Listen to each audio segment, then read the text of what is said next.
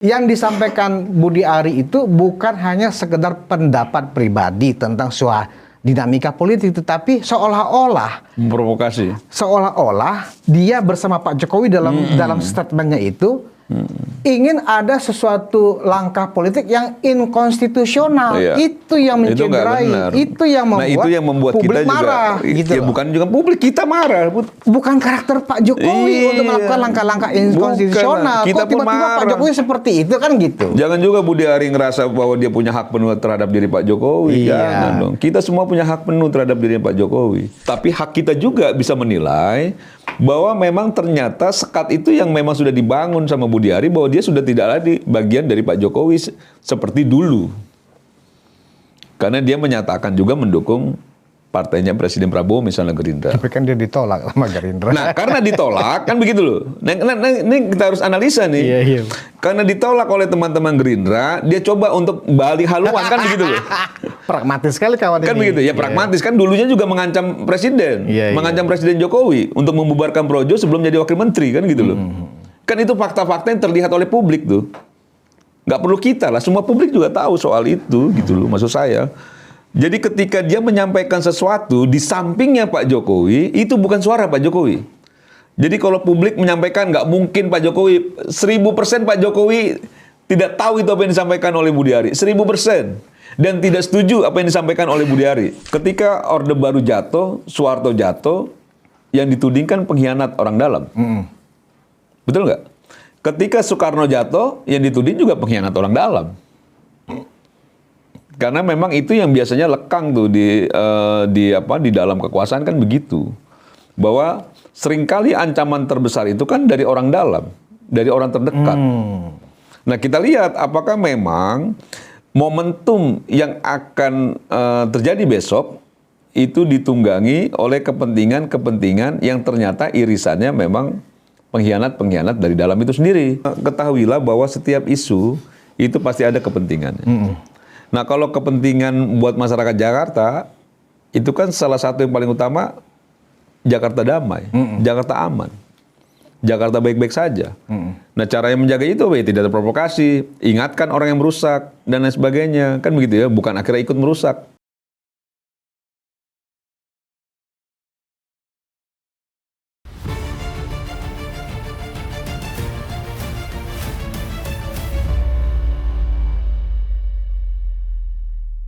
Hai penonton Ruang Konsensus Unpack Indonesia dimanapun Anda berada. Kembali bersama saya Anak Sulu Mulyono. Dibalik segala. Masih bersama Budi Smaurupiliang, kita masih di Ruang Konsensus. Assalamualaikum warahmatullahi wabarakatuh. Salam sejahtera buat kita semua. Nah, hari ini tanggal 26 Agustus, konon katanya besok bakal ada demo. Demonya demo besar. Kalau kita lihat di sosial media, yang bakal datang itu lebih dari 500 bis dari seluruh daerah-daerah di sekitar Jabodetabek. Waduh, ngeri. Tapi itu kan baru katanya ya. Saya tidak yakin sih kalau benar itu semuanya datang, ya pasti semua kantor sudah pasti diliburkan besok, dan pasti aparat intelijen dan aparat keamanan ya sudah mengatur semuanya, karena itu pasti ujung-ujungnya nggak beres. Nah, sebelum saya melangkah ke situ, nah ternyata hari ini sudah ada pernyataan maaf dari Ketum Projo Budi Ari Setiadi yang selama 2 hari bikin gonjang-ganjing, dan itu memang salah memang. Dan saya sudah bersama Ketua Umum relawan yang juga sangat besar ya, relawannya Pak Jokowi, tapi yang selama ini memang terpisah dari RJ2. Saya dengan Bung Mardiansa Semar, Ketum Rampai Nusantara. Mar. Brother. Sehat. Halo, senyum-senyum aja lu, Mar. Apa karena Budi Ari tadi sudah minta maaf, Mar?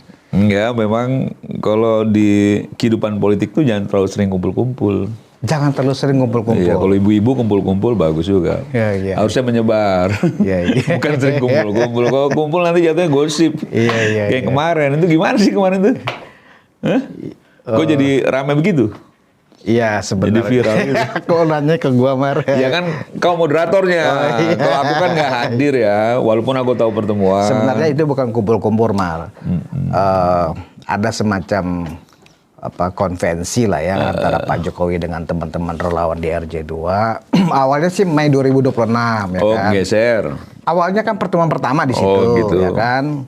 Karena memang perlu, Pak Jokowi kan banyak sekali informasi, banyak sekali juga diserang, terus kita relawan bersikap apa.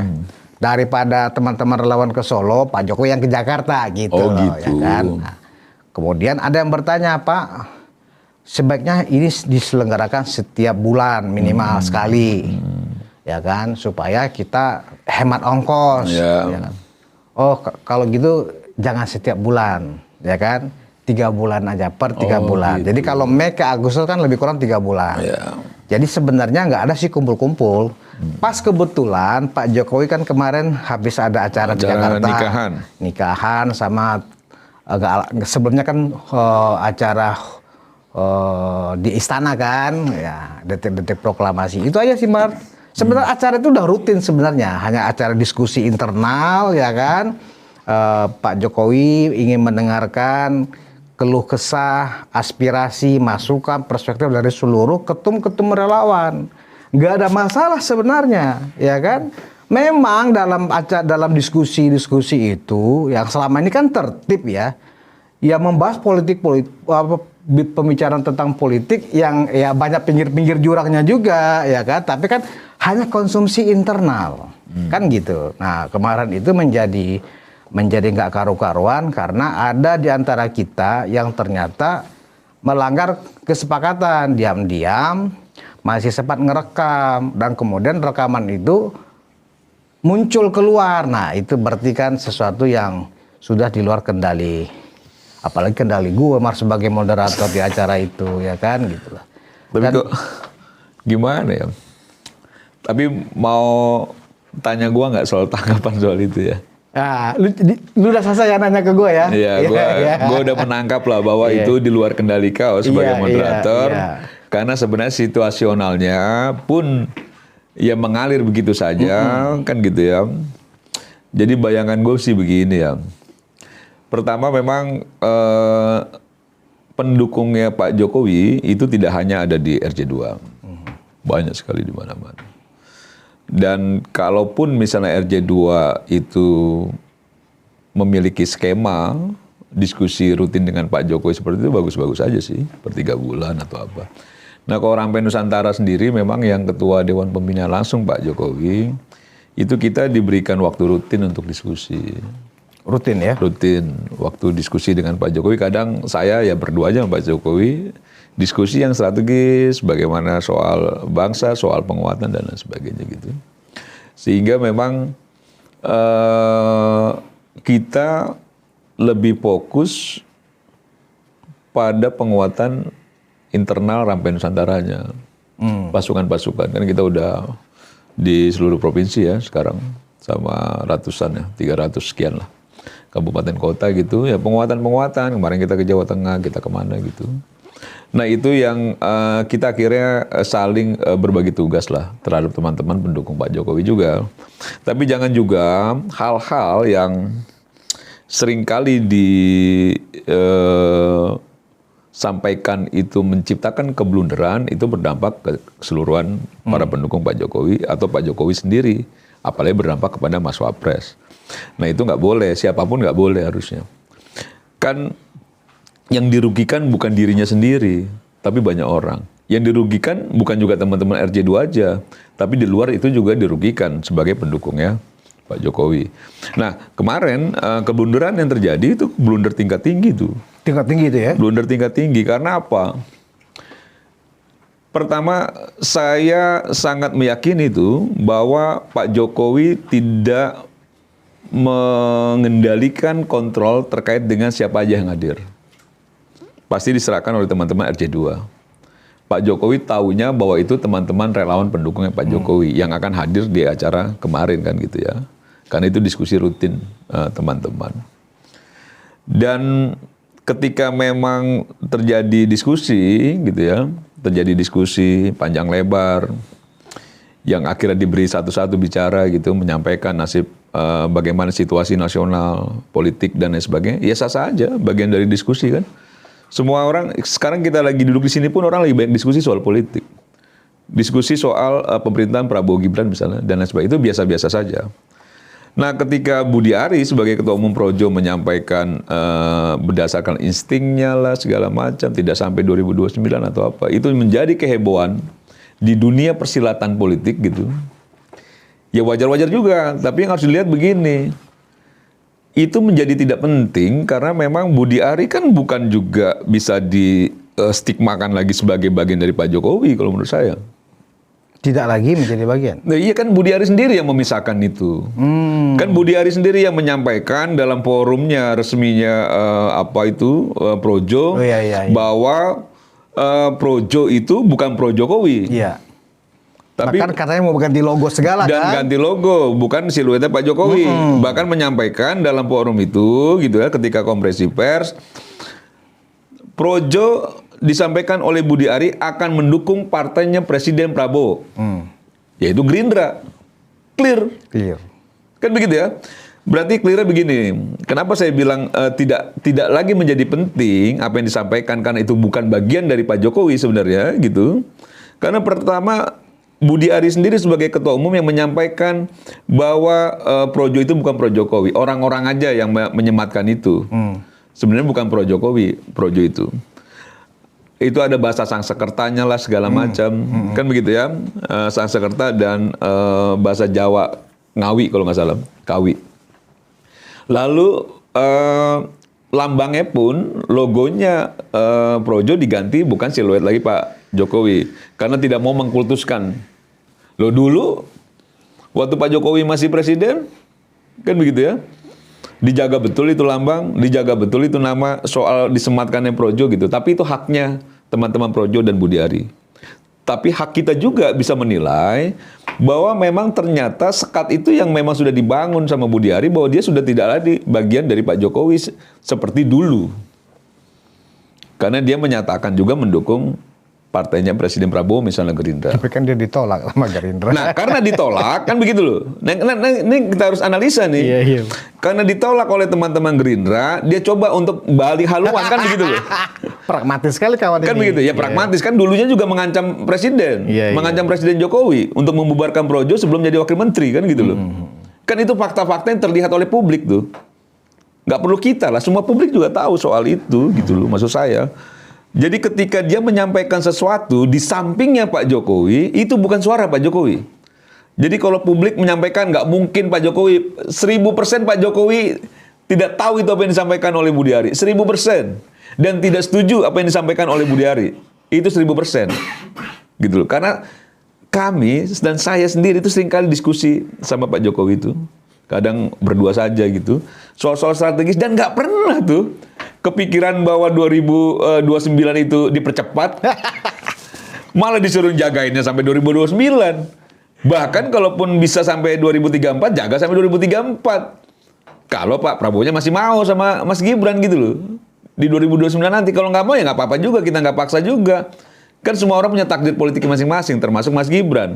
Dulu yang mau jadi gubernur, sekarang jadi wakil presiden. Kan begitu loh. Sama juga takdirnya Pak Prabowo. Di masa mudanya bertarung jadi presiden wakil presiden nggak jadi, di hari tuanya jadi setelah didukung Pak Jokowi. Dan kalau 2029 nggak mau lagi sama Mas Wapres nggak apa-apa juga. Bisa juga takdirnya malah kejungkal kan juga bisa juga gitu. Nah itu kan soal takdir politik yang sah-sah saja orang menilai, melihat dan lain sebagainya. Nah kembali lagi statement yang membuat heboh itu, menurut saya pertama publik harus memahami apa yang disampaikan oleh Budi Ari. Bahkan Budi Ari datang ke pertemuan itu mungkin tanpa sepengetahuan Pak Jokowi. Karena Pak Jokowi tahunya ketemu dengan teman-teman kelompok relawan. Siapa saja yang hadir, Pak Jokowi kadang nggak juga aware tuh. Kan begitu ya. Yang kedua, ketika dia bicara soal percepatan, insting dan sebagainya, itu statement pribadi Budi Ari yang dia sudah menyampaikan klarifikasinya, permohonan maafnya. Silakan, monggo, itu urusan Budi Ari gitu. Tapi urusan kita adalah menjaga bagaimana Pak Jokowi dalam positioningnya, hubungannya terhadap Pak Prabowo. Yang sampai saat ini kan baik-baik saja. Jangan-jangan main ganda ini kawan kita kan gitu loh. Jangan-jangan agen ganda juga. Ke kiri ke kanan nggak jelas juga. Seolah-olah bagian dari Pak Jokowi ternyata mau menghantam Pak Jokowi juga kan kita nggak tahu juga. Kan ini merugikan nggak cuma Budi Arinya, kita juga dirugikan. Kita dirugikan. Kita selama ini yang selalu tertib dengan apa yang menjadi arahan Pak Jokowi, menjaga Prabowo, menjaga Mas Gibran dan lain sebagainya, menjaga komitmen politik sampai 2029. Bahkan mendorong komitmen politik baru 2029 ke 34 gitu loh. Kan dirugikan kita dong. Seakan-akan bahwa kita ini merencanakan sesuatu gitu ya, adanya percepatan suksesi terhadap pemerintahan Prabowo. Ya bahaya lah, nggak boleh gitu. Karena yang berdampak itu bukan soal Budi Arinya aja. Saya nggak urusan ya, mau Budi Arinya, mau Projo silakan aja. Tapi statement dia berdampak ke kita semua. Ya. Termasuk kepada Pak Jokowi. Kan begitu loh. Pak Jokowi pasti kecewa, pasti marah. Karena dia kan bestinya Pak Prabowo yang tidak pernah berpikir untuk mempercepat itu. Orang punya pikiran liar terhadap insting politiknya boleh. Orang punya misalnya dugaan atau misalnya punya perkiraan, analisa segala macam terkait dengan konstelasi politik, boleh. Tapi ketika bicara dalam suatu forum, gitu ya, dalam suatu forum, harusnya bisa ditata dengan baik apa yang disampaikan. Kan nggak bisa dong, apa yang menjadi pikiran kita semua, kita tuangkan ke area publik kan nggak mungkin bisa. Misalnya kau sedang berhayal sama Marilyn Monroe gitu, terus kau tuangkan ke area publik. Gitu loh. Oke. Kan nggak bisa, harus ada batasan itu. Nah ketika itu disampaikan ke ruang publik dan di sampingnya Pak Jokowi, Presiden ke-7, yang kawan baiknya Pak Prabowo, bahaya nggak? Bahaya. Publik harus tahu kalau itu bukan sikap politik Pak Jokowi. Itu bukan pemikiran Pak Jokowi, karena kami yakin betul dengan pemikiran Pak Jokowi. Dan komitmennya terhadap Presiden Prabowo sampai 2029, kami yakin betul gitu loh. Persoalan bahwa ada indikator A, indikator B, bahwa misalnya ada persoalan di pemerintahan kita sekarang, bukan berarti juga harus ada percepatan, perbaikan iya. Misalnya kita melihat bahwa perlu evaluasi MBG, iya. Perlu evaluasi koperasi, iya. Kita setuju dengan ide gagasan Presiden terkait dengan MBG dan koperasi, itu betul. Tapi bahwa banyak kekurangan, banyak kelemahan, ya itu faktanya juga.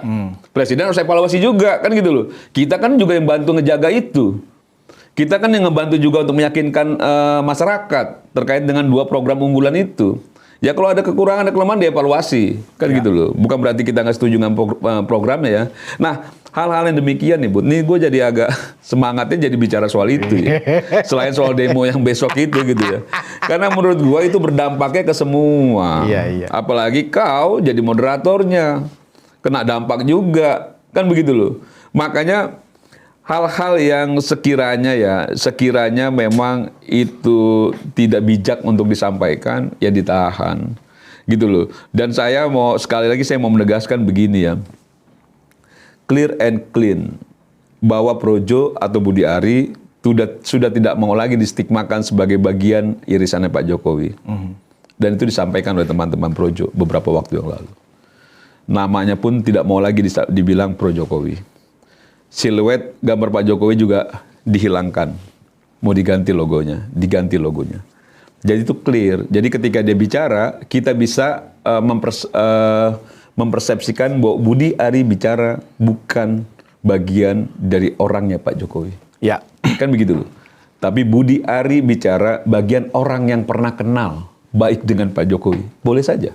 Atau kenal baik dengan semua teman-teman. Walaupun labelnya sangat dekat bahwa dia adalah relawannya Pak Jokowi. Iya kan dilekat-lekatkan. Kan gitu loh. Iya dulu misalnya dia menikmati Projo itu Pro Jokowi. Sekarang dia buang itu.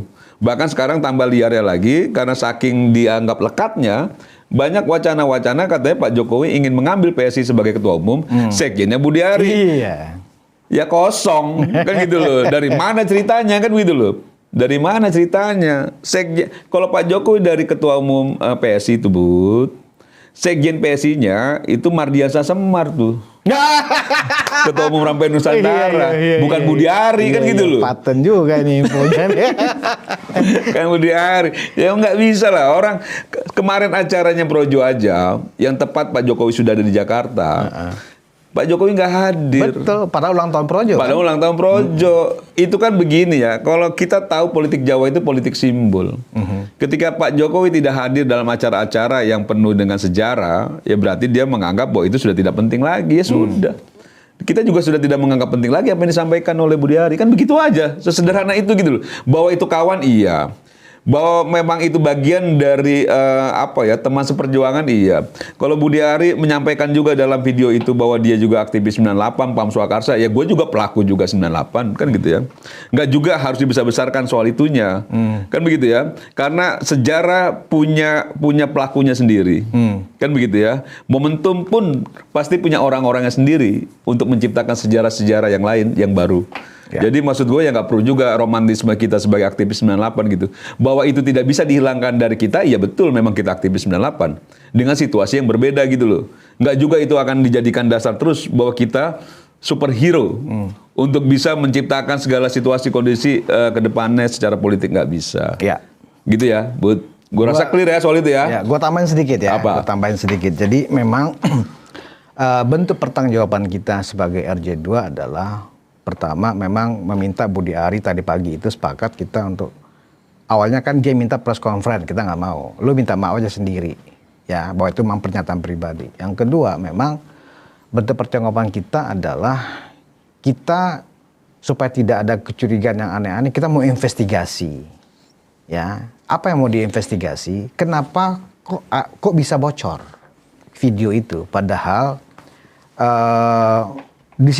di dua pertemuan itu kan moderatornya kan berbeda-beda dan aturannya sama bahwa selama acara berlangsung tidak boleh ada yang memvideokan, ya kan gitu. Begitu juga kemarin di acara itu berulang kali gue ingatkan, ingat ya di antara kita semua yang ada di ruangan ini konsumsinya hanya untuk ada di ruangan ini, tidak boleh ada yang memvideokan apa yang kita bicarakan di sini. Foto boleh, tapi tidak video. Nah, Budi Ari memang kita menduga ini kayak seolah-olah ini direncanakan. Kenapa? Karena dia mencuri di injury time. Kenapa gue bilang di injury time? Karena puncak acara kan tanggapan dari Pak Jokowi, ya kan? Jadi ketika ini sudah habis, saya sudah dapat sinyal dari yang menyelenggarakan acara untuk segera tanya jawabnya diselesaikan. Nggak semuanya dapat bagian, Mar. Dari 60 orang peserta lebih kurang. Ya itu memang diseleksi, ya kan? Nah, karena Muni itu ada di sebelah Pak Jokowi, sebelum ke Pak Jokowi 1 menit kan gitu. Nah, kan? Itu kan di injury time. Nah, kita kan nggak tahu apa yang mau dia sampaikan, ya kan? Mungkin dia ada catatan kaki, barangkali yang perlu disampaikan sebelum Pak Jokowi memberikan tanggapan. Disitulah muncul kalimat itu, ya. Kemudian, kenapa tiba-tiba, ya?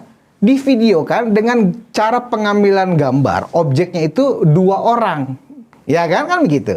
Harusnya kalau memang itu tidak direncanakan, ya bisa diambil semuanya bersama atau hanya fokus ke yang lagi bicara, kan begitu standarnya orang merekam sebuah objek kan gitu. Ini kenapa dia berdua di frame dalam satu frame? Nah artinya apa? Ada dugaan ini by design, ya kan? Nah, yang mau juga kita lakukan adalah kita akan melihat apakah di dalam ruangan itu ada CCTV. Siapa yang melakukan rekaman itu, kita udah tahu. Cuman yang ingin kita ketahui adalah ketika itu direkam, ada nggak yang mengingatkan? Ada nggak yang menegur? Atau dibiarkan ketika si perekam itu membiarkan tuh temannya lagi shoot.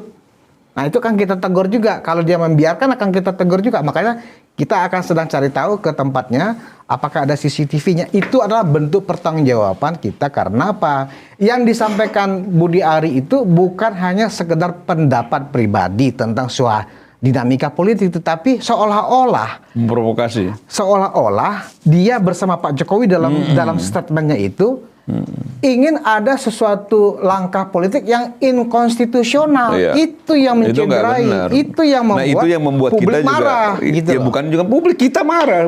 Bukan karakter Pak Jokowi untuk melakukan langkah-langkah inkonstitusional. Kita Kok tiba-tiba Pak Jokowi seperti itu kan gitu. Jangan juga Budi Ari ngerasa bahwa dia punya hak penuh terhadap diri Pak Jokowi. Iya. Jangan dong. Kita semua punya hak penuh terhadap diri Pak Jokowi. Kan dia cuma beruntung aja, nasibnya baik kan gitu ya. Pernah jadi menteri ya. Iya kan begitu, nasibnya baik walaupun akhirnya di ujungnya kan juga keseret-seret kan begitu ya.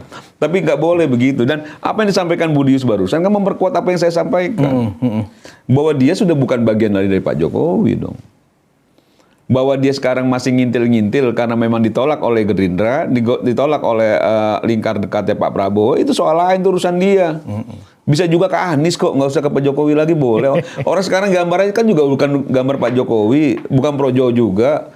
Gua rasa Anies juga terima kok. Atau dia balik kandang lagi aja ke PDIP. Kan Iya dia misalnya dulu asalnya gitu, kan PDIP, misalnya gitu kan. balik lagi ke PDIP atau ke Anies gitu loh. Jangan juga akhirnya dia udah dengan gagah beraninya coba untuk memisahkan diri dengan Pak Jokowi, sekalinya datang berkumpul dengan teman-teman bikin keblunderan yang akhirnya banyak dugaan-dugaan, apakah ini by design, apakah ini agen ganda, apakah memang sengaja mengadu domba Pak Jokowi dengan Pak Prabowo dan sebagainya, karena itu bukan karakternya Pak Jokowi. Soal-soal begitu tuh itu membuat kita marah gitu loh, karena seakan-akan mau di framing betul Budi Ari atas izin Pak Jokowi ingin melakukan langkah inkonstitusional. Salah besar, nol. Mempercepat pemilu. Mempercepat, nggak Itu ada. kan- Lihat aja bahasa tubuhnya Pak Jokowi. Iya. Udah nggak nyaman, udah gelisah dan lain sebagainya. Kasihan dong, bagaimanapun dia ketua Dewan Pembina Rampai Nusantara loh, harus gue bela penuh itu. Gitu loh, sama siapa, terhadap Tapi gangguan dari manapun gitu setahu loh. gua di anggaran dasarnya juga Pak Jokowi itu masih Dewan Pembinanya Projo. Ya silakan aja. Ya kan? Kan gitu loh. Ini yang saya pikir dari kejadian ini memang semuanya harus dievaluasi, ya kan? Harus benar-benar jujur lah. Kalau memang sudah hatinya tidak bersama Pak Jokowi dengan tulus, Ya pergilah. Pergilah. Pergi ya aja kan itu, berteman boleh. Kan bisa menjadi pronis misalnya. Iya, enggak, kan boleh juga berteman tetap. Iya. Secara politik memang udah nggak cocok ya nggak apa-apa juga, kan gitu loh. Kalau dari segi tujuan dan pragmatisme boleh juga, itu pilihan teman-teman, kan begitu ya. Mana yang ada keuntungan dia hinggap di situ silakan juga, kan gitu loh. Kan ada juga teman-teman yang coba memperjuangkan soal nilai-nilai, ada juga. Jangan juga akhirnya itu juga dikesampingkan lah. Menurut saya itu sudah cukup lah ya soal. Ya. Dan soal dia hari ini Budi sudah Ari ya. menyatakan minta maaf, dan kalimat yang menguncinya adalah saya siap menerima konsekuensi hukuman apapun, kan gitu katanya. Ya udah. Ya, konsekuensi itu kan soal dia. Yang Iya. pasti yang harus kita sampaikan kepada publik bahwa itu bukan. Jangankan Pak Jokowi. pikiran Pak Jokowi terbersit pun tidak. Karena hampir kita bersinggungan dengan Pak Jokowi tidak ada punya pikiran-pikiran kayak gitu. Komitmennya sangat dijaga oleh beliau. Kan Oke. begitu loh. Nah, Mar, kembali ke kita hampir setengah jam loh, Mar, membahas Masa? dan mengulang. Agak berapi-api ya kita ya. Iya. Karena memang masih heboh. Oke, nggak apa-apa. Nah, besok, Mar, ya, itu sebenarnya kan tentang demo besar Agustus itu kan dari beberapa bulan yang lalu kan sudah di-announce ya, Iya. oleh sejumlah tokoh, ya kan. Kita nggak membayangkan triggernya apa ya. Oh, ternyata memang triggernya sekarang ini ternyata mendesak untuk mempercepat pengesahan RUU perampasan aset dan hukuman mati bagi koruptor. Kan itu. Dari Komisi 3 DPR kemarin kita baca, Desember 2026 ini RUPA akan ketuk palu. Kan sudah ada ketegasan seperti itu. Nah, kenapa kok kemudian ya ada semacam desakan dari publik dengan membawa massa berbis-bis gitu loh. Yang kita lihat ya rencananya kan seperti itu. Ini kan bukan laginya menyampaikan aspirasi, tapi sudah mengganggu ya ketertiban umum. Pasti kita bayangkan satu kota aja bisa membawa 100 bis misalnya dari Lampung, kalau kita lihat ya dari Lampung 100 bis. Dari Jawa Tengah, Jawa Timur itu mungkin juga ada 200 bis. Satu bis itu isinya anggaplah 20 atau 30 orang. Berapa ribu orang yang akan datang? Ya, artinya besok kalau itu terjadi kan Jakarta yang penduduknya aja udah 10 juta ya kan, akan langsung lumpuh Jakarta barangkali. Nah, ini sebenarnya relevan gak sih, Mar?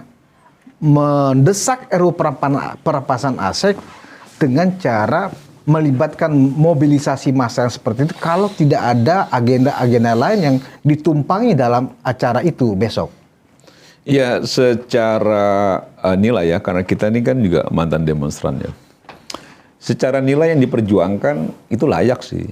Layak. Karena undang-undang perampasan aset itu kan selama ini kan jauh panggang dari api itu. Sulit sekali untuk mengkristalisasinya sehingga menjadi undang-undang gitu ya. Itu kan sulit sekali tuh.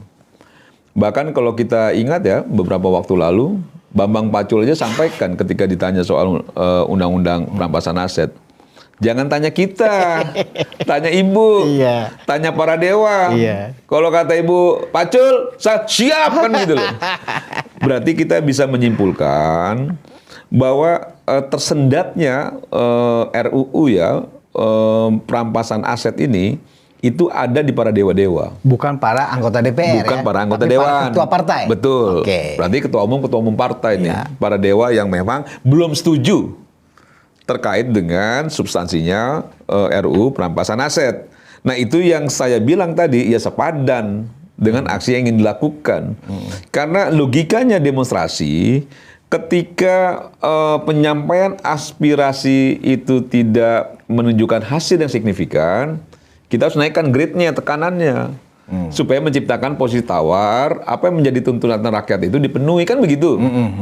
Ini kan logika demonstran nih kan gitu ya. Makanya kalau Budius tanya relevan atau enggak, ya secara isunya relevan. Tapi saya menganalisa ya, demo besok itu tidak sebesar apa yang dihebohkan oleh media sosial. Kalau menurut saya ya, bahwa memang ada gerakan massa yang cukup signifikan, iya. Tapi bahwa ada gerakan massa yang masif untuk juga mengancam ya soal kondusivitas dan lain sebagainya gitu, belum sih kalau menurut saya ya.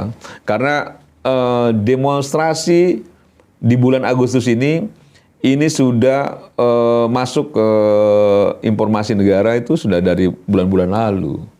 Makanya kalau kita lihat heboh Jakarta, pengusaha mal bangun pagar karena mereka dapat bocoran Agustus ini bakal rame, beberapa kali demo gitu-gitu ya. Nah, orang kan begini. Ketika mereka punya isu yang akan diperjuangkan gitu, itu kita akan main nanti Agustus lah. Kita konsolidasi dulu. Konsolidasi basis rakyat, basis mahasiswa dan lain sebagainya gitu, konsolidasi. Tapi jangan lupa juga demonstrasi yang akan dilakukan besok kan tidak hanya soal undang-undang perampasan aset. Tapi ada juga demo yang mendukung program pemerintah, MBG dan lain sebagainya. Ada juga demo yang saya lihat ya, beberapa isunya misalnya yang ingin mengadili Prabowo Gibran, gitu. Ada itu isu-isu mengadili Prabowo Gibran dan lain masih sebagainya. ada demo meminta MBG di stop. Di stop gitu-gitu. Ya kan? Jadi banyak kepentingan, banyak materi isu yang dibawa ke demonstrasi di besok tanggal 26 itu. 27 itu. Nah, bahwa misalnya dilihat dari masifnya gerakan besok itu kan begini ya, seringkali gerakan massa itu diiringi dengan kepentingan elit politik, sehingga banyak yang menunggangi, kan begitu ya, sehingga jadi itu barang, kan begitu ya. Nah, sekarang kita lihat kepentingan elit-elit ini apa, kan begitu ya. Kalau misalnya disambungkan dengan pernyataannya Budi Ari soal percepatan 2029 dengan demo besok, terlalu jauh itu. Karena bicara soal percepatan pemerintah itu tidak semudah membalikan telapak tangan. Tidak cuma bisa mendorong masa aksi terus akhirnya terjadi perubahan. Tidak begitu gitu. Banyak faktor penyebab krisis politik, krisis sosial, krisis ekonomi dan lain sebagainya gitu. Dan itu belum terpenuhi sama sekali. Apalagi sampai sekarang Mas Gibran itu mendukung penuh sikap-sikap Pak Prabowo, termasuk Pak Jokowi gitu. Jadi masih agak terlalu jauh lah. Kalau disangkut pautkan ya, kalau di media sosial kita dengar, Bud. Ya. Jangan-jangan ini nih salah satu caranya percepatan kayak gitu-gitu. Nah, saya klarifikasi itu tidak sama sekali, dalam arti bahwa memang indikasi prasyarat untuk terjadinya suksesi jauh panggang dari api. Presiden Prabowo saya meyakini sampai 2029. Di bawah dukungannya Pak Jokowi dan Mas Gibran. Saya meyakini betul sampai 2029 gitu ya. Bahwa memang ada dinamika biasa. Bahwa itu juga dilindungi oleh undang-undang, orang menyampaikan aspirasi ya monggo. Secara bijak juga harus kita kasih juga. Bahwa menjadi tugas penting buat Polri yang juga kadang dibantu oleh TNI soal keamanannya ya harus dilakukan kan gitu ya. Nah, harus dilakukan. Kalau sudah masuk kepada vandalisme gitu ya, pengerusakan dan lain sebagainya, ya tidak tegas gitu. Kan begitu aja. Maksud saya ada beberapa rule ya yang memang sudah ada sehingga perlu ditegakkan saja dengan cukup tegas oleh pemangku kepentingan TNI, Polri dan lain sebagainya gitu. Nah, sebenarnya Mar, ya dengan latar belakang kita masing-masing pernah menjadi aktivis ya. Ya. yang dikhawatirkan demo besok itu bukan masalah menyampaikan aspirasinya, Iya. tapi adalah Kerusuhan sudah ya. ditumpangi Iya, kerusuhan ya kan? dengan agenda-agenda lain yang ditenggarain, dicurigain lah ya. Itu adalah oligark ya yang nggak senang dengan pemerintahan ini, ya kan? Bahkan sampai ya si Botok itu ya kan, supaya dia macet pergerakan dia, rekening mandirinya diblokir. Dan itu kemudian menimbulkan kemarahan massa, anggap begitu, setidaknya di sosial media ya. Sehingga Mandiri pun sampai mencopot menurunkan logonya di gedungnya. Dan akibatnya ya Mandiri bisa ditinggalkan nasabahnya sampai segitunya kan gitu loh. Nah, apakah itu sesuatu ada mata rantainya dengan rencana demo ini yang berdampak ke sebuah perbankan nasional, ya kan? Itu kan saya pikir berarti memang intelijen sudah melihat memang ada agenda-agenda yang serius. Terselubung. Ya kan, agenda-agenda terselubung yang akan menumpang ya dalam rencana demo besar tersebut. Pertanyaan saya, Mar, apa ia semudah itu aparat keamanan kita, aparat intelijen kita ya dalam membangun atau memecah rencana-rencana itu gitu loh. Ya, mereka punya kekuatan, mereka punya kemampuan, mereka punya dukungan dalam menjalankan tugas fungsinya gitu. Ya masa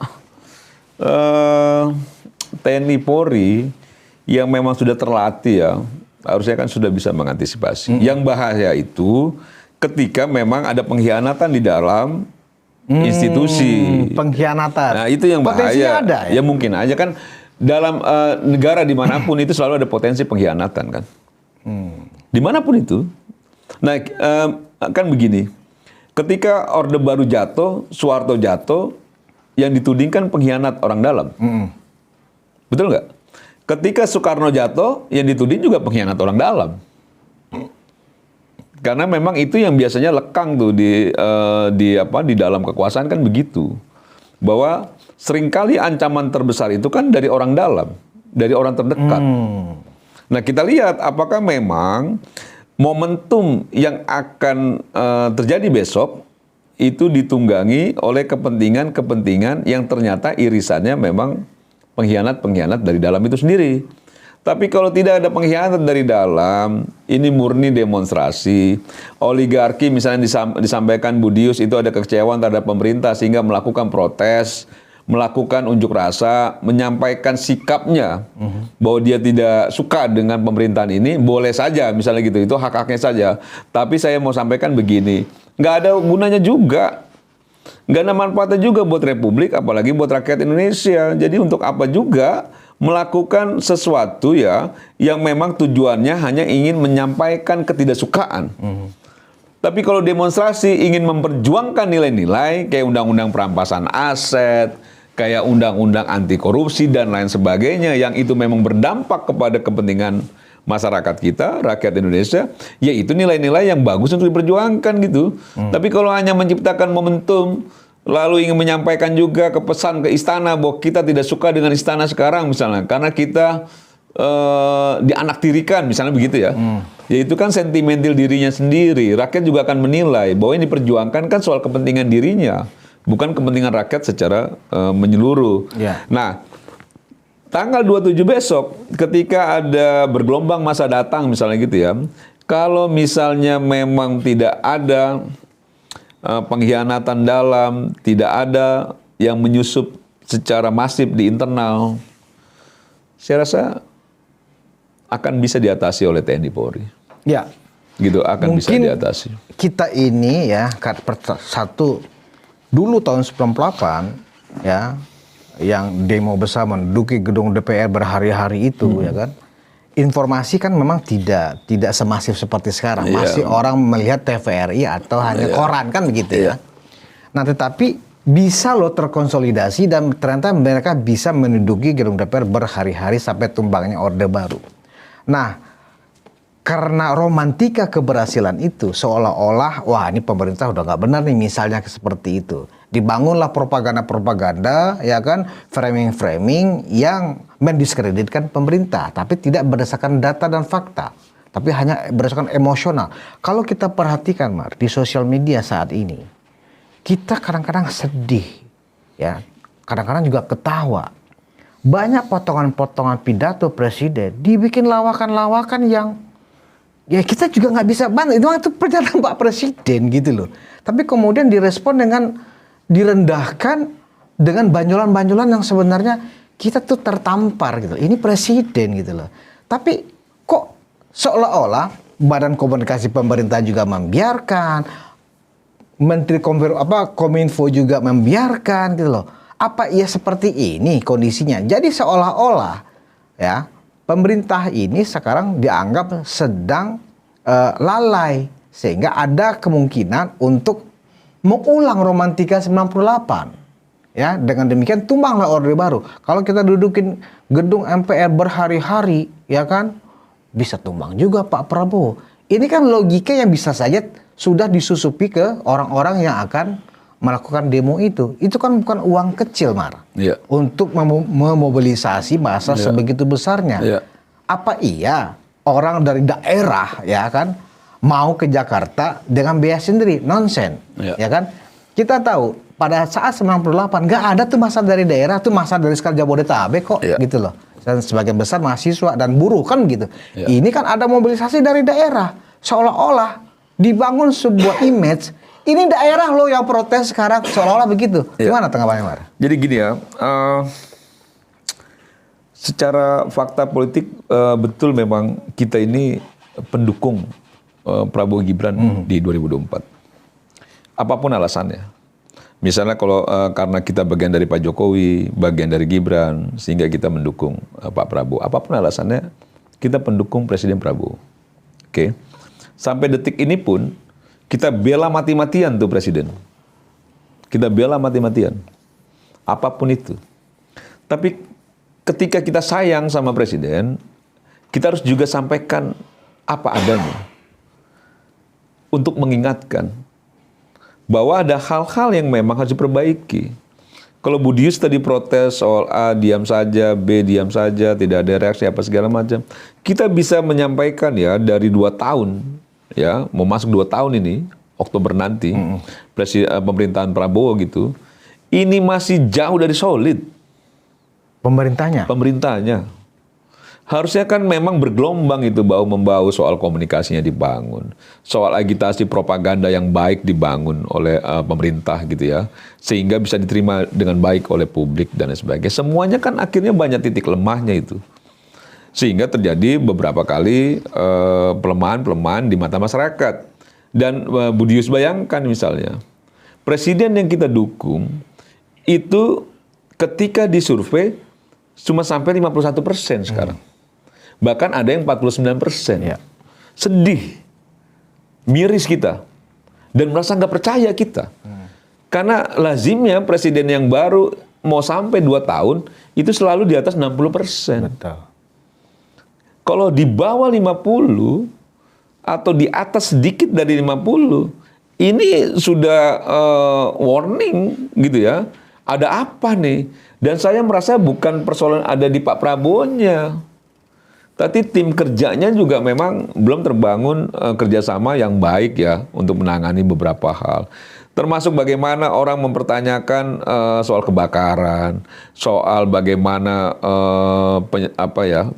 antisipasi penyelesaian pasca gempa di NTT dan sebagainya gitu ya. Kan jangan juga akhirnya semua laporan asal Bapak senang. ABS ya? ABS.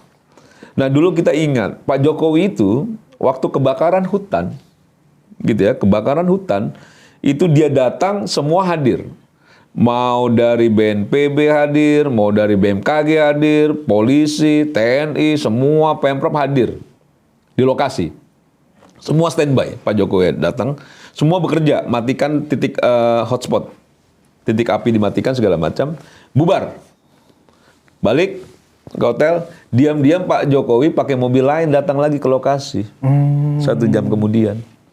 Tanpa pengawalan. Kosong. Orang pada pulang tidur. Dibiarin itu titik api menjalar kemana-mana.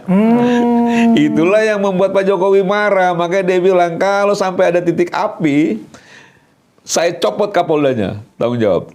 Saya copot Pangdamnya. Sampai Pak Jokowi berkali-kali apa yang saya sampaikan 7 tahun lalu masih berlaku ya. Kalau ini api nggak padam, saya copot Kapoldanya, Kapolresnya segala macam gitu loh. Karena memang cara-cara begitu kan yang diketahui Pak Jokowi itu orang seremonial datang semua, seakan-akan semua bekerja dengan baik, gigi segala macam. Presidennya pulang, ikut pulang, bubar pasukan, tidur istirahat. Dipikir tidur presidennya nggak punya taktik lain kan? Pak Jokowi datang mendadak sidak kosong. Nah, apakah Pak Prabowo juga disiasati dengan hal sama? Mungkin saja. Kan gitu ya, mungkin saja. Pak Prabowo yang mendapat laporan benar, mendapat laporannya bagus gitu. Tapi secara prakteknya ternyata apa yang dirasakan Pak Jokowi terjadi juga sama Pak Prabowo. Mungkin juga. Makanya dari zaman Orde Baru kan kita tahu ABS. Asal Bapak senang, laporannya enak-enak. Nah, kita sebagai pendukung loyalisnya Pak Prabowo ya, yang sejak 2024 kemarin mendukung Pak Prabowo, sampai sekarang juga mati-matian membela beliau, memohon betul agar Pak Prabowo mengevaluasi hal-hal yang memang diprotes keras oleh masyarakat. Perbaiki. Program-program unggulannya segala diperbaiki, bukan dihilangkan. Kelemahan-kelemahan perbaiki. Nah, apa yang menjadi keinginan kebijakan Presiden cross check berkali-kali gitu. Karena kan keberhasilan Presiden Prabowo keberhasilan kita juga, Bud. Ya. Kan begitu loh. Kegagalan Presiden Prabowo kegagalan kita juga para pendukungnya.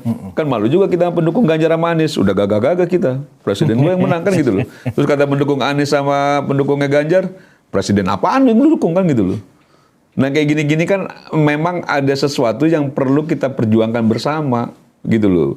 Jadi kalau misalnya sekarang kita bicara soal Presiden Prabowo, bukan berarti kita tidak mendukung beliau. Justru karena kita sayang beliau, kita minta untuk semua diperbaiki agar masyarakat juga bisa menerima dengan baik. Tidak ada lagi protes keras terhadap kebijakan-kebijakan presiden misalnya gitu. Yang sekarang ini tadi Budi sampaikan, ada orang mau demo soal ini, bahkan mau mengadili Prabowo dan Gibran dan lain sebagainya gitu. Ini kan bentuk protes karena kita kasih ongkosnya tuh untuk mereka protes ke kita. Tapi kalau kita tutup semua isu sehingga mereka tidak punya materi untuk protes kepada kita, apa yang mau diprotes?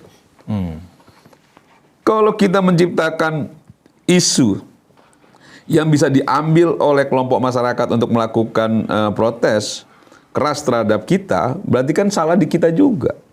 Tapi kalau kita bisa meminimalisir isu atau materi terkait dengan kelemahan, kekurangan kita dalam mengelola negara segala macam, kan secara otomatis juga isu itu kan juga akan hilang dengan sendirinya, nggak ada. Kayak misalnya Pak Jokowi mau diprotes mau dipersoalkan soal apa sekarang? Bingung orang karena nggak dibuka ruang. Soal perempuan nggak ada, misalnya buka ruangnya. Soal korupsi pusing. Bagaimana cari tahunya Pak Jokowi korupsi bukti-buktinya nggak ada misalnya. Soal pelanggaran asusila dan sebagainya jauh. Akhirnya ijazah. Gitu loh. Sama juga kayak misalnya Pak Prabowo dia berhasil menutup berbagai kelemahan-kelemahan ya dari segi isu-isu publik gitu ya. Saya rasa tekanan-tekanan itu akan mengurang dengan sendirinya.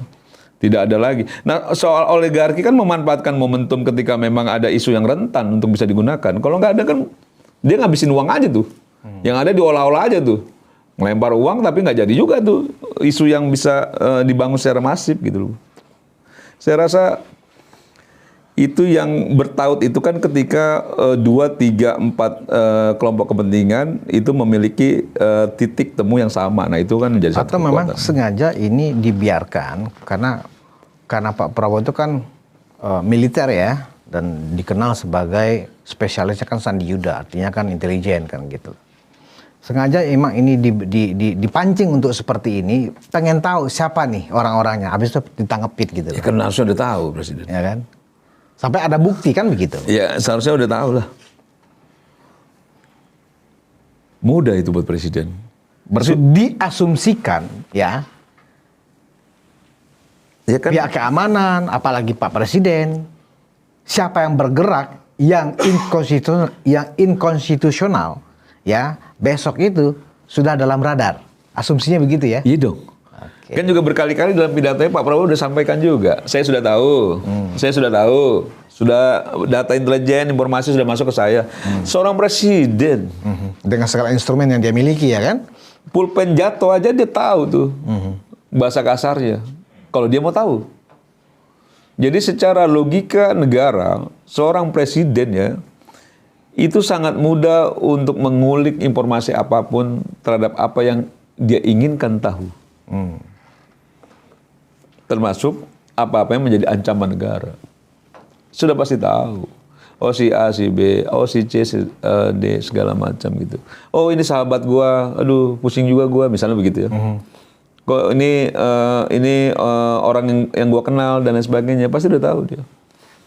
Gitu loh. Termasuk misalnya ada gerakan-gerakan, termasuk misalnya kalau ada isu-isu soal oligarki, dia tahu lah.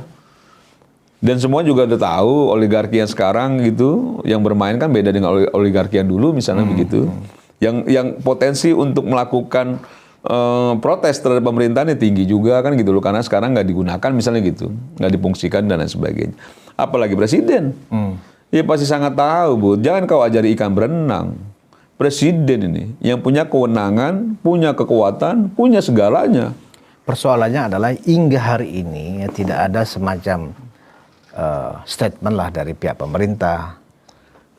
Masyarakat diminta untuk tetap waspada, tetapi tetap melakukan aktivitas Itu yang saya bilang kurang biasa. solid. Iya. Harusnya memang Karena nggak ada saling penjelasan mengisi. itu, Iya. masalah akhirnya juga jadi takut. Jadi takut, ya kan? gelisah. Loh, kok nggak ada kita tuh dihimbau. Dikit-dikit misalnya Mas Pras gitu sebagai Mensesnek hanya menyampaikan tenang, tidak ada isu itu apa segala macam, kan nggak cuma soal itu. Begini ya, kekuatan suatu negara itu salah satu kunci utamanya adalah adanya kekuatan di pemerintahan. Kekuatan pemerintah selain punya teamwork yang cukup kuat, tapi juga punya propaganda yang sangat baik. Punya tim komunikasi yang sangat ciamik. Karena itu ujung tombaknya untuk menyampaikan kepada publik, menyampaikan kepada dunia. Nah kalau sampai hampir 2 tahun ini, saya secara jujur ya, jujur ya, secara jujur nih saya sampaikan, komunikasi pemerintahan Prabowo Gibran masih sangat lemah. Tidak ada tuh akselerasi yang saling mengisi, tidak ada tuh akselerasi yang saling berkesinambung antara komunikasi yang satu dengan komunikasi yang lain, sehingga terbentuklah pemahaman di tengah masyarakat, sehingga masyarakat tidak lagi gelisah, tidak lagi punya rasa takut dan lain sebagainya. Kita harus jujur itu. Jujur ya. Iya, kita harus jujur bahwa memang belum terbangun soliditas di tim komunikasinya Presiden Prabowo. Kalau misalnya Budius sampaikan soal Bakom lah, dan terlalu banyak juga sebenarnya badan-badan atau bidang-bidang yang menangani komunikasi, tapi hasilnya kurang maksimal karena akhirnya semua orang nggak tahu itu tugas siapa. Karena terlalu banyak badan, orang mikir, itu mungkin Bakom kali. Apa kita ya? Bakom kali. Bakom juga nuduh begitu. Jangan KSP kali. Kan gitu ya. Kayak KSP. Bakom itu. Nanti kalau kita, ini terlalu laju kata KSP. Jangan Kominfo itu. Iya, nah kayak gitu. Akhirnya waktu itu berjalan terus, lewat lagi momentumnya. Iya. Sedangkan rakyat atau masyarakat butuh cepat penjelasan dari pemerintah, dari negara. Nah ini yang saya maksud, ketidaksolidan tim komunikasi itu berdampak juga kepada instabilitas yang terjadi atau sesuatu yang membangun yang tidak kondusif di tengah masyarakat. Nah ini kita fair aja, di semua negara pasti juga memperkuat komunikasi publiknya, gitu loh. Nah kalau ini tidak dibenahi dengan baik, kalau menurut saya ya sebagai pendukungnya Pak Prabowo, ya Presiden akan juga kewalahan terus dengan isu-isu publik. Apa solusinya untuk masalah komunikasi ini biar solid dulu ya? Tim komunikasi ini biar solid menurut lu gimana, Mas? Ya pertama harus jelas siapa yang punya tugas sebagai penyampai apa yang menjadi kebijakan pemikiran Presiden. Jelas siapa yang ditugaskan kepada publik, kepada masyarakat, apa yang terjadi dengan isu-isu yang memang terus berjalan ini. Kan begitu ya. Kondisi begini, itu harus disampaikan. Ada juga tugas day to day. Kalau dulu jubir kan, day to day. Apa yang disampaikan terkait berbagai isu yang memang day to day itu selalu ada aja isunya. Betul. Nah itu harus direspon terus. Dan persoalannya kan sekarang nggak ada jubir. Nggak ada. Nah kita nggak ngerti ya bagaimana pola yang akan dibangun. Tapi itu penting sekali. Kalau dulu zaman Pak Jokowi, zaman Pak SBY misalnya kita tahu ada jubirnya kan begitu ya. Mensesnek lebih bicara soal hal-hal yang formal kenegaraan. Betul. Bagaimana sikap negara, bagaimana surat menyurat antar negara dan lain sebagainya gitu ya. Secara administrasi itu Seknek yang menyampaikan. Namanya juga sekretariat negara kan gitu ya. Iya. Tapi secara politik Itu tugas jubir. kan ada juga politik apa yang menjadi pikiran politik presiden, apa yang menjadi pikiran politik negara ya, gitu ya, yang memang itu disematkan pada presidennya kan harusnya ada tim khusus. Kalau ini kan jangan kalau yang terlihat kan jadi kayak asal tunjuk gitu, jangan dia, udah dia aja deh, nggak usah kita lah dan lain sebagainya. Orang yang ditunjuk sebagai kepala badan komunikasi dibawa ke media lebih berwatak sebagai LSM gitu loh, berdebat dengan orang yang sedang mencari informasi ke pemerintah, ya kan, ngotot-ngototan lah gimana, bukannya menjelaskan ya kan, Iya kan, tapi malah menyerang gitu. ini kan sederhana sekali nih. Kalau misalnya kita mau pemerintah kita kuat dengan berbagai program ya yang coba untuk diperjuangkan gitu, dengan berbagai janji politik, ya harus diperkuat juga dengan komunikasi publik ya. Itu sangat sederhana sekali. Nah, komunikasi publik udah hampir 2 tahun ini ya kita anggap sangat lemah lah. Ya. Karena beberapa hal malah akhirnya jadi blunder. Kan harusnya sebelum orang bertanya-tanya kenapa Jampitsus Febri misalnya gitu ya, itu bicara soal penggeledahan, soal uang yang ditemukan dan lain sebagainya, menyeret nama A, menyeret nama B, dan menyeret ke presiden. Ya harusnya kan udah di border tuh. Harusnya tim komunikasi udah main itu. Iya. Main dang supaya nggak masuk ke isu publik. Kayaknya begini Mar, gue lihat. Gitu loh. Lu cocok sebenarnya. Enggak, ini bukan soal diri gue nih. Iya. Tapi gue pada titik ini memang harus menyampaikan kepada presiden bahwa itu salah satu yang menjadi beban presiden. Karena itu salah satu yang penting buat masyarakat. Masyarakat kita ketika diberikan penjelasan dengan baik, penjelasan yang arahnya cukup pas dengan mereka, gitu Rima. Kita akan cukup memaklumi itu. Misalnya, bagaimana kita menjelaskan soal MBG-nya, bagaimana kita menjelaskan soal koperasi desa yang diprotes karena adanya di hutan-hutan, ada di tengah laut, misalnya begitu ya. Nah, kita kan secara tim komunikasi itu harus menyampaikan dan meyakinkan bahwa misalnya betul ada yang tidak tepat sasaran, tapi itu 0,0 sekian persen, tapi 99, sekian persennya itu tepat sasaran, dan yang tidak tepat sasaran akan kita perbaiki. Ada nggak yang menyampaikan itu dari negara? Nggak ada, kan gitu loh. Nah, itu salah satu contoh yang menurut gua akhirnya itu semakin hari terakumulasi bebannya presiden karena memang itu nyampainya ke publik akhirnya kekecewaan. Dan yang terlihat sekarang seolah-olah sebagai bakomnya Pak Berito itu langsung presiden gitu loh. Ya makanya kita nggak tahu ya soal bakom, soal apa dan lain sebagainya. Tapi komunikasi presiden, komunikasi negara, komunikasi pemerintah harus segera diperbaiki kalau memang negara ini atau presiden sendiri itu bebannya tidak makin lama makin berat. Karena kan di eranya Pak Jokowi kan itu masih di KSP ya kan. Sekarang kan dibentuk badan baru nih namanya Badan Komunikasi. Cocok juga sih namanya. Dan kalau menurut gua sih Mar, cocok juga lu Mar. Lu punya kapasitas, lu punya jam terbang, lu juga punya pemahaman politik. Rasanya Pak Prabowo karena kami adalah pendukung Bapak, nggak ada salahnya juga kawan kita Bung Mardiansa Semar juga untuk dimaksimalkan perannya untuk membantu tugas komunikasi publik pemerintah. Kita sayang sama presiden, Bu. Kita sayang sama presiden. Kita udah didengar oleh Pak Presiden loh, dan kita punya wakil presiden kita juga, kan begitu ya. Kita sayang, kita pendukung beliau, kita loyalis. Nah, pada titik ini kita kayaknya nggak boleh deh kita tahan-tahan sesuatu yang rasa-rasanya itu penting untuk diperbaiki. Selama ini kan kita pakai waduh. Takutnya nanti kalau kita menyampaikan ini presiden nggak nyaman, presiden nggak terima. Cuman sebagai orang yang sayang kan nggak bisa ngomong enak-enak aja, Bu. Harus menyampaikan hal apa adanya supaya ada perbaikan karena memang kita sayang dia. Kita nggak mau juga kejebur ke dalam jurang kan presiden kita. Nah, salah satu yang selama ini saya melihat titik lemah itu ya ada di komunikasi kita. Dan sebenarnya setiap pemerintah itu pasti mengelola banyak sekali persoalan. Banyak persoalan. Kan? Nah, sekarang ini kan kita hidup di era yang mana informasi itu begitu deras mengalir setiap hari, begitu variatif. Dan sepertinya memang pemerintah kehilangan sistem kehilangan model seperti apa ya caranya kita di banyak platform komunikasi ini dalam menjelaskan isu-isu yang perlu diketahui secara persis kepada masyarakat. Iya. Ya kan? Jadi kalau misalnya masalah MBG, masalah koperasi desa, masalah hilirisasi, masalah efisiensi, masalah hubungan antara parlemen dengan dengan pemerintah, yang seolah-olah emang kita ada parlemen. Kan sampai sekarang sampai seperti itu loh, Mar. Karena saking nggak berfungsinya parlemen sekarang, karena semuanya sudah ada di eksekutif, ketua-ketua partainya. Iya, dan kalau komunikasi itu terbangun dengan baik kan nggak mungkin juga ada demo dukung MBG. Iya. Nggak perlu. Mau ngapain dijawab dengan demonstrasi mendukung MBG itu nggak perlu sebenarnya. Gitu loh. Karena itu sama aja membenturkan masyarakat di lapangan. iya betul, kan begitu. gitu loh. Makanya nggak bisa deh, nggak boleh lagi ini dianggap remeh. Komunikasi itu nggak boleh dianggap remeh. Itu baru 1-2 hal tuh yang kita sampaikan buktinya. Belum lagi soal internasional dan lain sebagainya.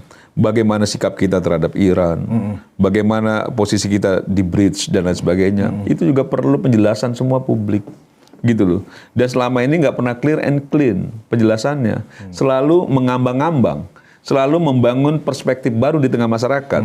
Kan komunikasi yang baik menurut saya itu ketika sudah disampaikan dengan baik oleh pemerintah, oleh negara, tidak akan ada spekulasi perspektif lain. Betul. Gitu loh. Dia sudah masyarakat rakyat sudah ternyata begitu. Oh ya sudah, kita kasih kesempatan presiden lah. Kan begitu gitu loh. Apa karena tim komunikasi pemerintah ini kebingungan, Mar? Karena memang di tengah masyarakat itu sudah terfragmentasi sedemikian rupa. Ini orang yang pro Pak Prabowo, pendukung Pak Prabowo Gibran. Ini orang yang tidak mendukung. Sehingga apapun ketika kita sadar nih, anggaplah misalnya kita ini adalah orang badan komunikasi pemerintah. Kita kasih informasi yang benar ke orang yang benci. Nggak kan terima-terima juga. No.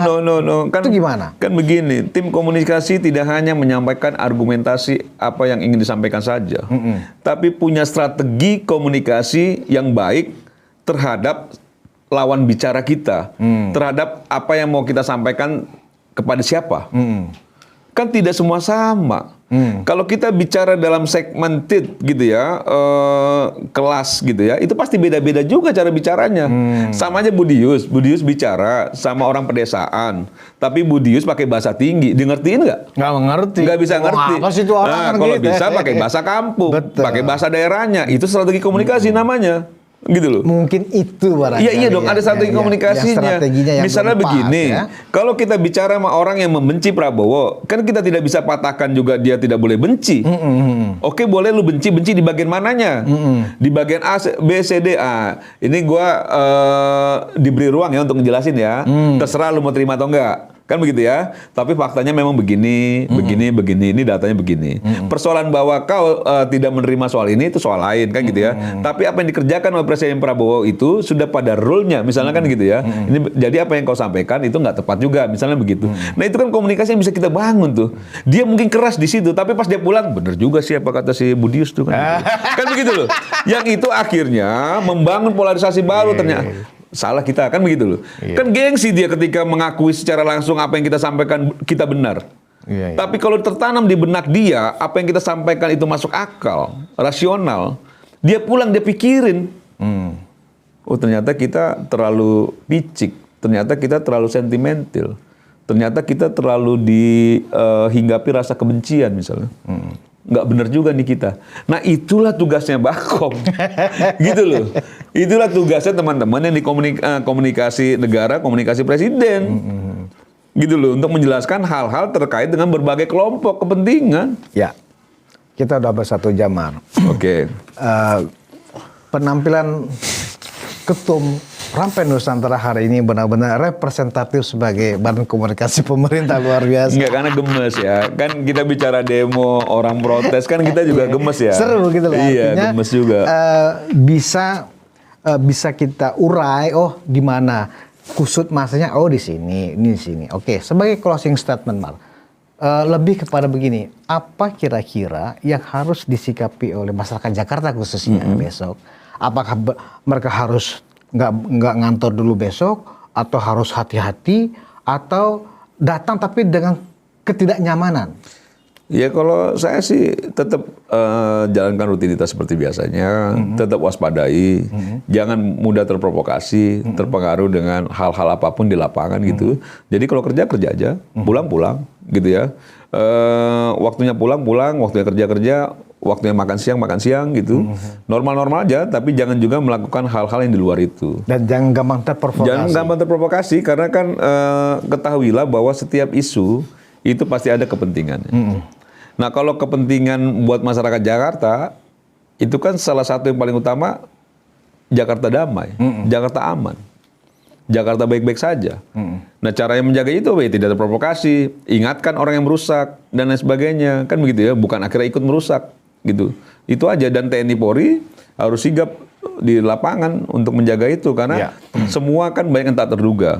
Walaupun TNI Polri pasti punya kemampuan untuk mendeteksi secara dini ini bakal kemana, bakal gimana dan lain sebagainya. Saya rasa insya Allah besok bisa baik-baik aja lah, bisa teratasi dengan baik lah gitu loh. Terima kasih Mardiasa Semar, Ketua Umum Rampai Nusantara. Penonton Ruang Konsensus, memang kita tidak menginginkan ada hal-hal yang tidak diinginkan kalau toh terjadi demo tanggal 27 Agustus besok. Nah memang kalau kita flashback setahun yang lalu di bulan Agustus juga, awalnya masyarakat dibikin, wah biasa demo. Ternyata eskalasinya meninggi dan bahkan nyaris agak serius, ya kan gitu loh. Sampai ada yang sudah menyiapkan draft darurat militer segala.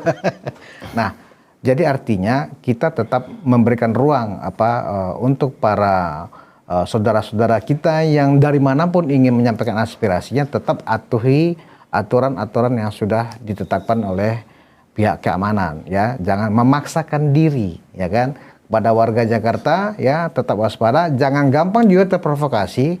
Terprovokasi itu maksudnya bukan karena orang teriak-teriak di jalan, bukan itu. Terprovokasi oleh berita, informasi yang Anda lihat di gadget. Di gadget itu ada Facebook, ada TikTok, ada Short, ada Instagram, macam-macam yang ya sangat memancing kita untuk menimbulkan judgement dan memberikan semacam penilaian. Itu jangan terprovokasi, ya. Sebaiknya malah menurut saya sebaiknya jangan dulu buka-buka HP sampai sore. Biar Anda nggak terprovokasi, ya. Semoga besok baik-baik saja, ya. Kita tetap negara demokrasi. Yakini Presiden Prabowo sanggup mengatasi dan membuat situasi nyaman, terkendali. Terima kasih atas perhatian Anda. Kita bertemu lagi di episode selanjutnya. Wassalamualaikum warahmatullahi wabarakatuh. Salam sejahtera bagi kita semua.